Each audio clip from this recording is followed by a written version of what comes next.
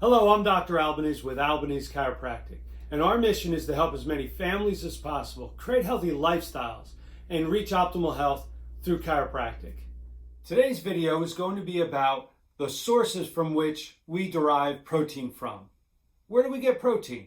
Most people think about red meat, chicken, salmon, fish, eggs, and those are all very plentiful protein sources.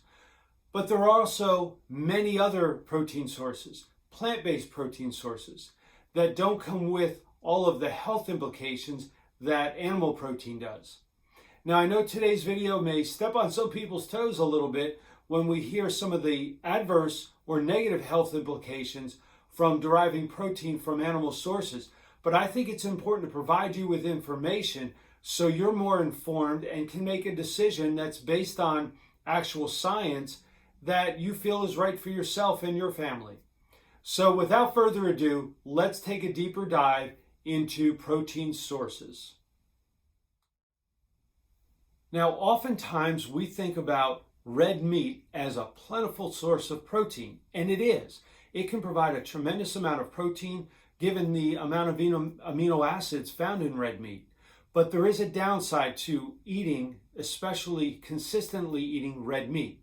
So let's take a look at what Harvard University's Dr. Frank Ho, who's the department chair for the nutrition department, has to say about red meat consumption. In this article, he states that red and processed meats do increase health risks. He goes on to say that there's an accumulated body of evidence shows a clear link between high intake of red and processed meats and a high risk for heart disease, cancer, diabetes, and premature death. Now, this is stated mostly because of the amount of saturated fats found in red meat, and that is the link between cardiovascular disease and diabetes. Now, let's take a look at what the World Health Organization has to say about the overconsumption of red meat with a link to cancer. Now, this is an article also in Harvard Medical School, and it's about the World Health Organization's International Agency for Research on Cancer. And they announced that processed meats are carcinogenic to human beings.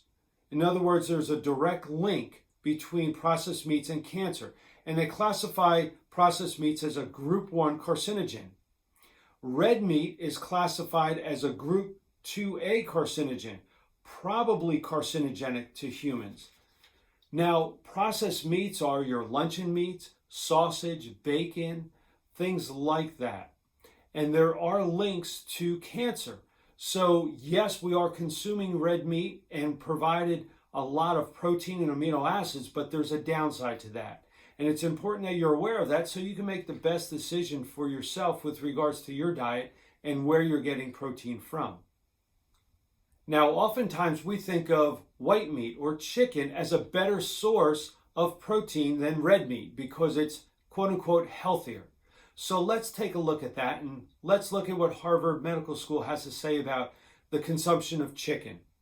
Well, when it comes to cholesterol levels, white meat may be no better than red meat, and plant-based protein beats both. A study found that LDL cholesterol was significantly higher after consuming the red and white meat diets compared to no meat diets. In other words, a vegetarian or plant-based diet. Goes on to say that the lower LDL and HDL cholesterol concentration was found in diets that did not include animal protein. In other words, plant-based protein. Now, there are also other health risks which are associated with eating chicken. So let's take a look at that with regards to sodium levels. Now, in this article from Harvard Medical School, it shows that raw chicken can contain as little as 50 to 75 milligrams of sodium per 4-ounce serving. That's not a lot. However, when chicken is processed, in the US, it's enhanced or injected with salt solutions or broth.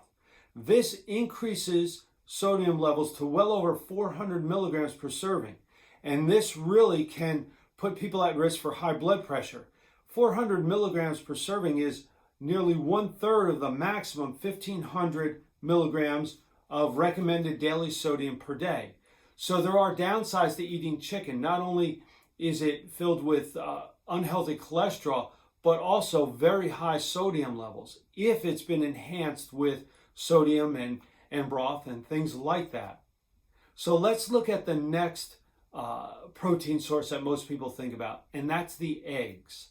So let's look at what eggs provide us with. Eggs are certainly a plentiful source of protein, but there's also a downside to eggs. Once again, they come from chicken. So the fat and cholesterol found in eggs can harm heart health and lead to diabetes, as well as prostate and colorectal cancers. Now, eggs, about 60% of the calories in eggs are from fat, much of which is saturated fat. Eggs are also loaded with cholesterol, about 200 milligrams for an average size egg. That's more than double the amount in a Big Mac.